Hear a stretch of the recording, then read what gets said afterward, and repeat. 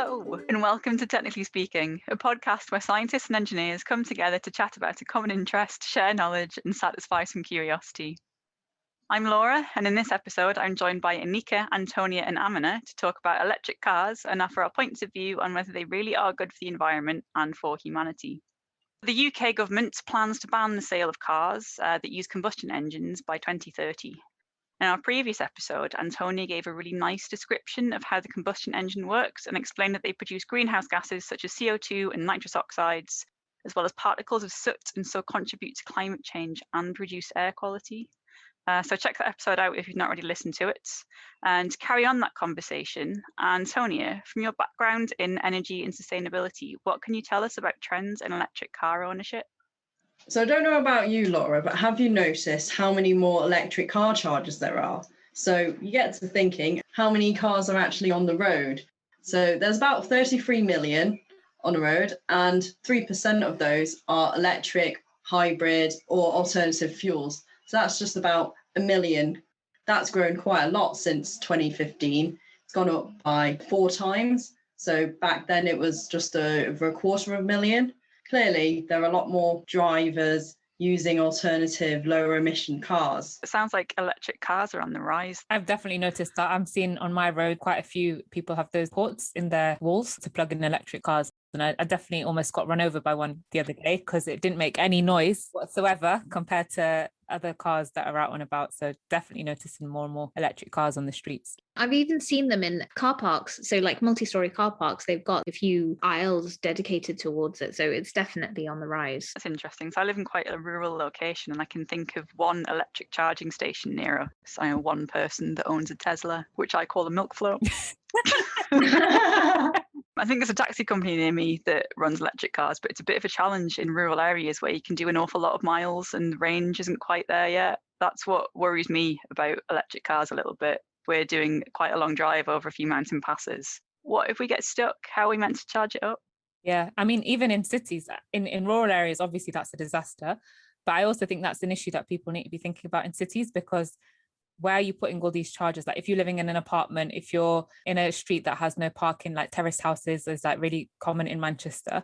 If you have like a detached house with a car parking space, I think it's pretty straightforward to, install these charging points. But if you're on these streets where you're just going to have wires all over the road to plug in your cars, I think people need to be looking at that as well. Well, I suppose hybrids are best for that. Then you get the best of both worlds. When you can do the electric, you do the electric, and when not, you've got backup. Yeah, it makes you wonder though if there's been that fourfold increase in electric car ownership or alternative fueled car ownership in the last 5 years. Is that a trend that's going to continue, sort of roughly doubling every year? Or is it going to increase dramatically and suddenly 90% of the nation will be driving electric cars? I think unless there's going to be a government incentive involved in it, I don't think it's going to increase that much, like rapidly. I think it is on the upward trend, and I think it probably will keep going that way. But like a massive overnight increase, I don't think it will happen unless the government gets involved in it and gives people incentives to go electric. I think it'll also have to meet the regulation and the legislation that's coming through. But also I think there's a supply issue. So the transistor shortage that we've got has kind of impacted the car market because cars are so advanced. They need mini computers in there to actually do all the controls and displays. So will we even be able to meet the demand, actually, I think is the other problem right now.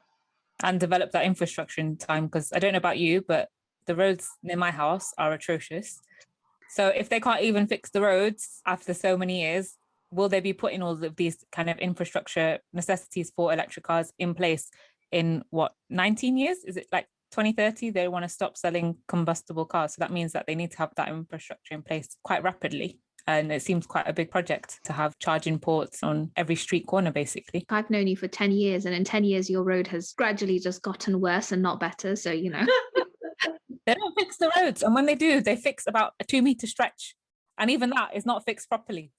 So I'm waiting with bated breath to see what they do with the electric car infrastructure that they need to develop.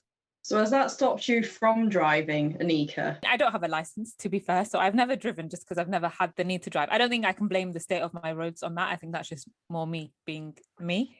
But I think they're good in a way, electric cars, because they stop the emissions of the CO2 and of the NOx in our cities. So at least in cities where they're very densely populated and people are using traditional fuel burning cars, that can at least improve the air quality for the people living in the cities, which I think is only a good thing. You can argue whether it's displacing it to other places where the power stations are and things like that, or the fuel that they need to extract the resources for the cars themselves. Are we just offsetting it somewhere else and putting our problems in for somewhere else is another question. But at least for major cities, I think that's a good thing. But I also think they need to be investing a lot more in having better public transport and things like that people can use. More accessible for everyone. Definitely. And affordable. Yeah. I'd agree with that. I'll tell you something that surprised me when I was doing some research for this episode. I started to wonder when electric cars were first on the UK market.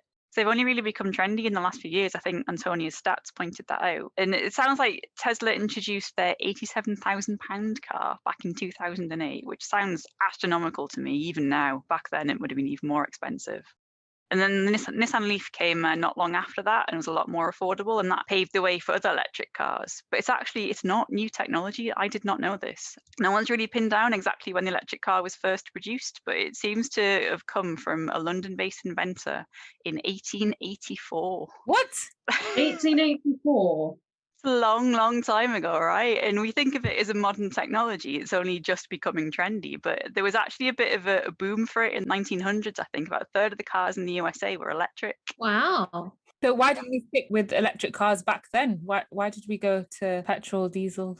Well, apparently they were mostly in cities, and they only had a range in miles, sort of in the teens, so 15-ish miles, and a top speed of about 15-ish mile an hour as well. And I can cycle faster than that and further than that. And I'm not a pro cyclist either, so like the average cyclist can outstrip a car. And obviously road infrastructure was expanding, and then Henry Ford came on the scene and figured out a way to manufacture combustion cars more effectively. And people wanted to get around, so the more powerful combustion engine then just became the thing. Sounds like electric vehicles have always been there in some capacity. For example, the milk float that I mentioned. It's not just Teslas. Have they always been electric? I think so. The ones on my streets definitely were, yeah. No, I never knew that. Thing is, they can creep around quietly early in the morning and not wake people up. That distinctive kind of like sound, you know that like from the hum kind of thing. Whoosh. Never knew that. There you go, having just spent the last few minutes talking about trends in electric car use and ownership is increasing and all the infrastructure we may need to facilitate that. They're really not new. They're really old. It'll probably tie in with how publicity goes and how the promotion of a certain thing goes. Like in the past, it's not had that promotion. So even though that technology has been there and it's been accessible, it's not had that promotion. So therefore, it's not been pushed. It just goes back to bring the awareness for everyone.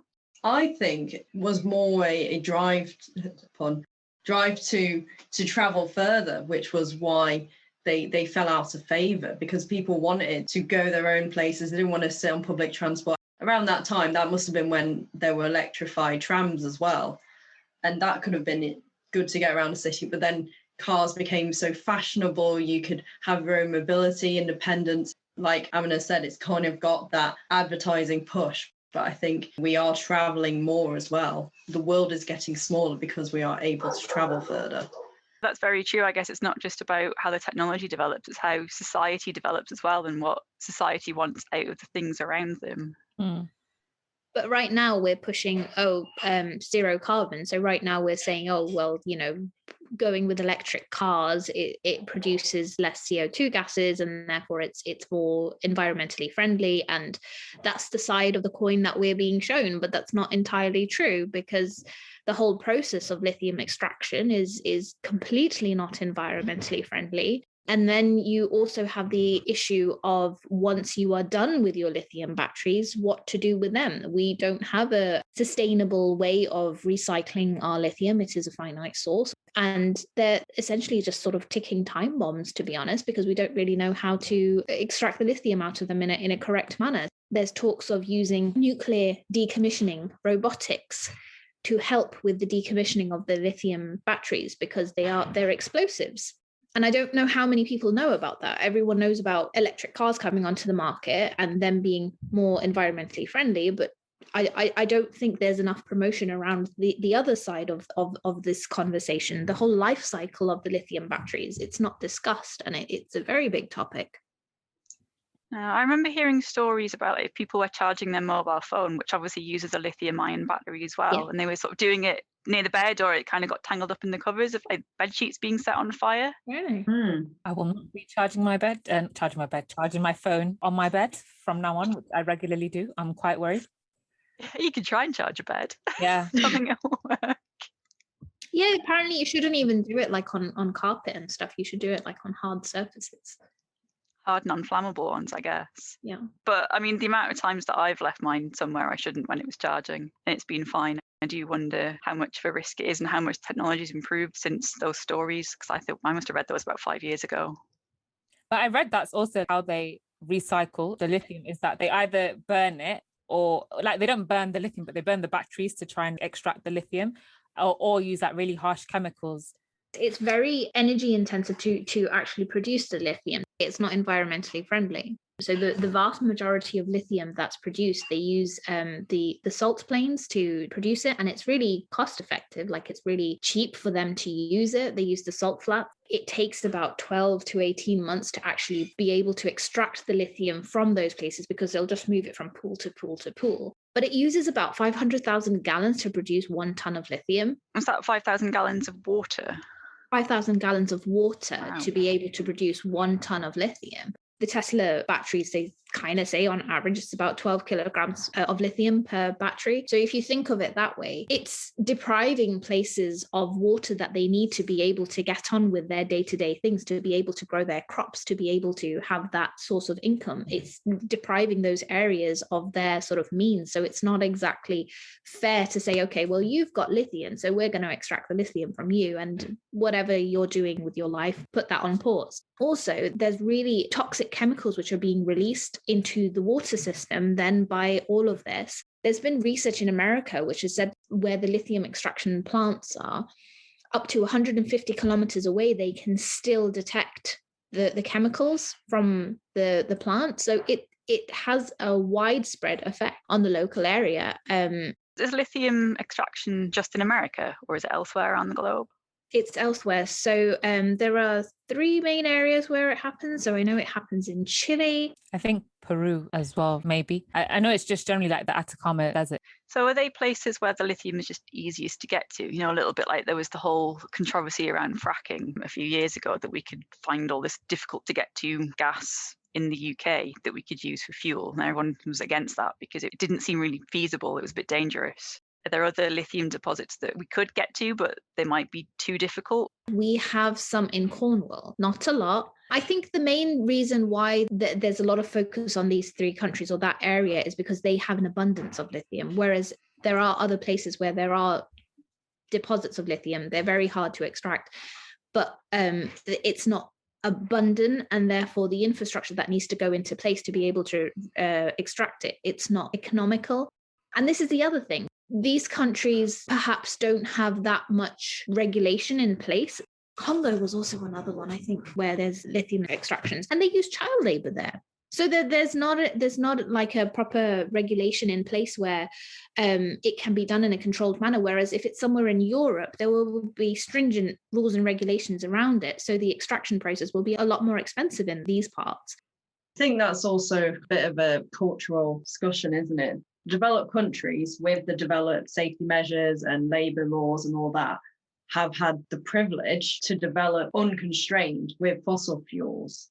And so they just have been technologically developing that way. And so they've had to find these safety measures. Whereas in these countries, they are going to be a bit more manual because they've not got that infrastructure yet. So as the developed countries are decarbonising faster, they're shifting a burden onto probably less developed countries that have all the resources and they're offshoring their carbon emissions and also the responsibility. So mining happening in Chile, in Democratic Republic Congo, they are not in the same level of economic wealth.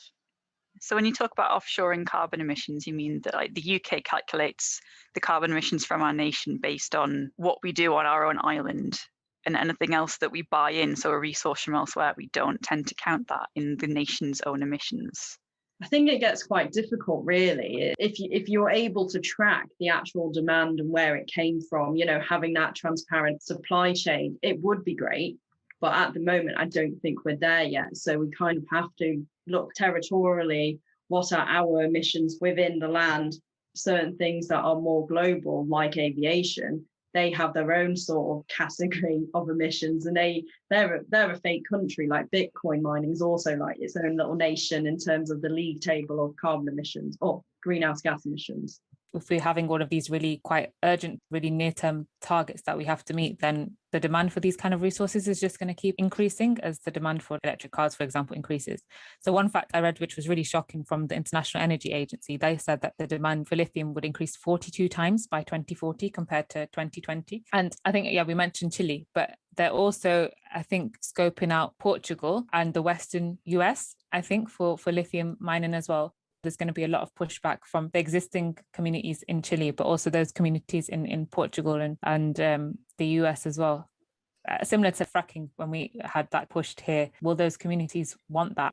As a person who is involved with the nuclear industry, I find it completely bizarre how they are able to promote something without going through its whole life cycle. So with a nuclear plant, we have to, from the very get-go, we have our safety reports for pre-commissioning and pre-construction and all the way through down to decommissioning. We know where our waste is going to go, how it's going to be dealt with, the whole lot from the initial investment. Everything is planned out. And if everything is not planned out, you don't get the thumbs up and you can't go. Whereas it almost seems as if the governments have started to back electric cars without actually going through the whole process and saying, okay, well, where is the lithium coming from? Is it sustainable? What are we going to do with these lithium batteries once they are out of use? How are we going to recycle it? It doesn't seem like the whole thing has been thought through. It's like, okay, yes, this is something that's good. It's zero carbon. We can latch onto this. Let's promote this. And then afterwards, let's just sort of like as an afterthought, all of this seems to be coming through, which to me, it's a bizarre concept. It's really good that the nuclear industry has done that, and also for a young industry relatively to other things, it's done really well. And I think maybe that's something that needs to be picked up on, is developing that fuller picture. I know that there are some companies that are looking into how they're going to extract the lithium afterwards. You can have different ways of using the lithium. So it's not just lithium as a metal, but it could be a lithium compound. But what they find is companies are so secretive about what they put in their batteries and how they make it, that if you just had a lot of lithium batteries, they could be a mixed chemistry. When I say battery chemistry, there's the cathode and anode in redox cycles. Should point out that none of us are chemists in this team, so we tend to be a bit fast and loose with some of our chemistry terms. Thank you, thanks.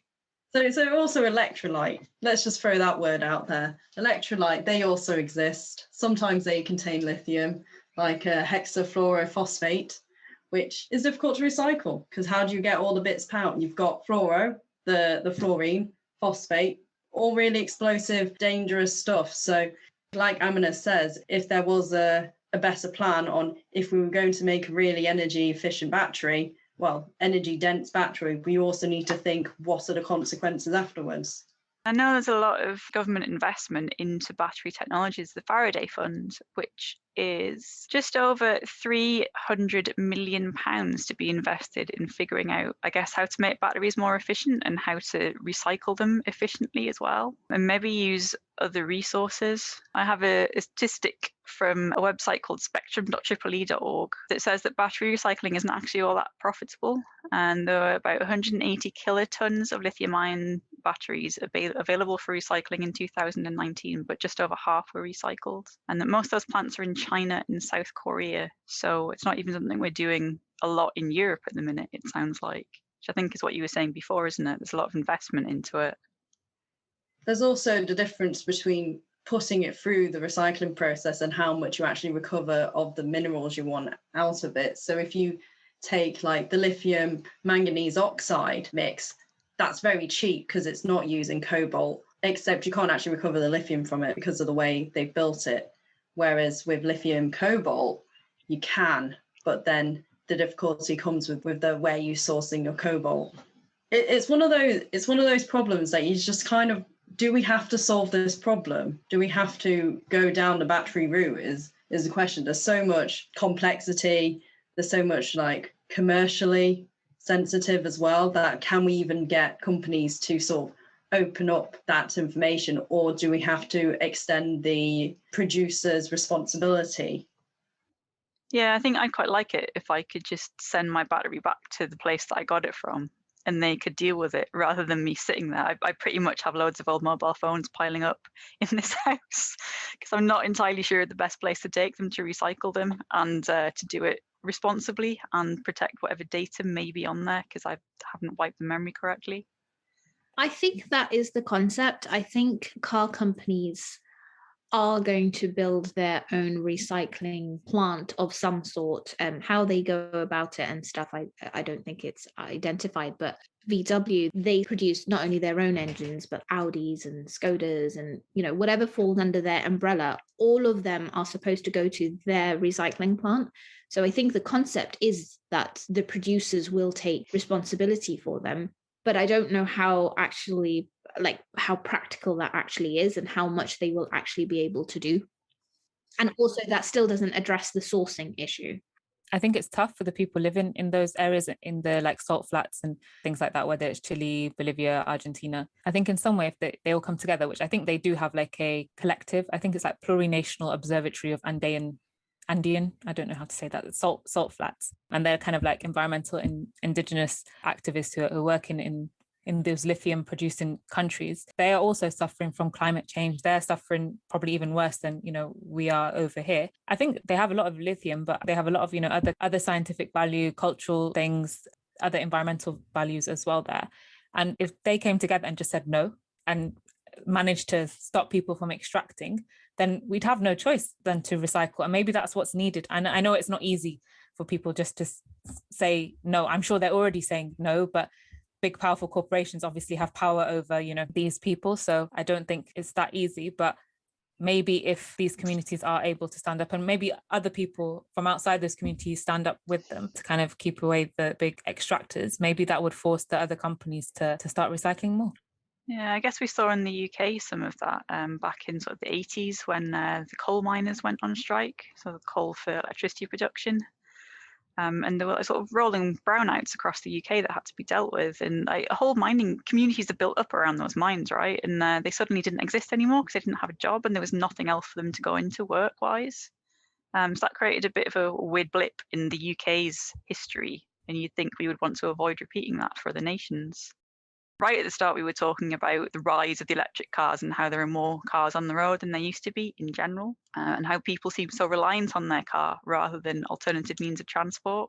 So if we're thinking about reducing our reliance on lithium extraction and these resources in general, can we imagine a world where maybe public transport actually works for us and we don't have to spend 3 hours switching about 5 different trains just to do what would take 2 hours in a car? I guess we all need to live in very highly populated cities for that to be the most easy way to get around places, because that's where typically the best public transport is. I've found, like in rural areas, often the transport isn't that great and it's really difficult to get to remote places. Whereas if people are sharing cars or, you know, living in places that it's more well connected, there's more stops on the bus or there's more, you know, places that the trains go to, then that's possible. But for remote rural areas, is that really possible? I don't know, but I think that's the only way that we could reduce the cars on the road, right? If we live in areas that are well serviced by public transport.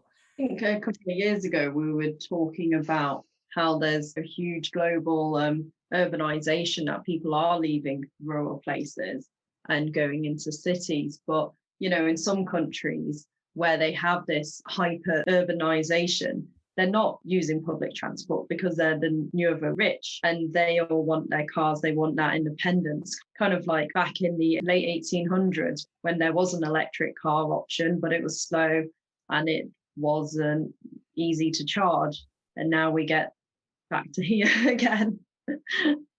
So maybe it's, you know, that cultural shift as well of if you are moving to cities, you also think about how to change and adapt That's a bit of a theme for some of the podcast episodes we've done so far, that none of what we're talking about is ever black and white. It always gets really complicated, and it's not just the science and the engineering, it also gets tied up in politics and social considerations as well, and economics. And I feel like that means we've deviated so far off topic from our technical discussion that might be quite a good place to draw the conversation to a close. So having started off with a very factual discussion about how many cars are on the road, how electric cars have increased in ownership in recent years, and how it's not even new technology, and some of the resources required to make that rise in machines. Go for it, Laura. We're great at making obscure references in this podcast. That's what we do best. I mean, it is the rise of the machine, really. Once isn't they all it? become self-driving as well. Very iRobot, another obscure movie reference. That's not that obscure. Or maybe it is for it being how many years ago now. Oh, don't say, Antonia, how many years ago it was. It's feels like yesterday. It was yesterday. Some of us who have not been awake for the last few decades, I think we'll leave it there. Thanks for listening, and find us on Twitter if you want to carry on this very random conversation. The views expressed in this podcast belong entirely to the person that said them. They do not represent any industry or organisation. If you enjoyed listening to these views, it would really help us out if you could rate us, leave a review and tell a friend. This podcast was sponsored by no one, but if you're interested in funding us to continue to have frank discussions about science and engineering, please get in touch.